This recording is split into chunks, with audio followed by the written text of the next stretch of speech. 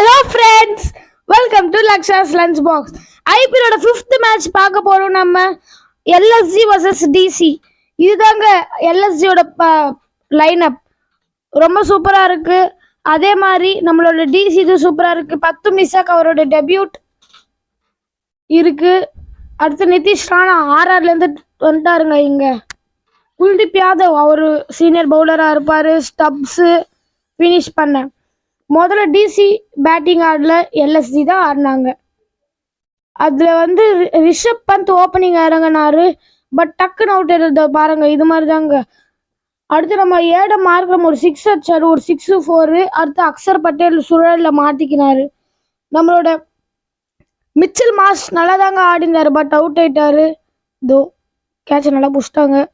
அதே மாதிரி எல்லா பேட்ஸ்மேனும் டக்கா அவுட் ஆயிட்டாங்க.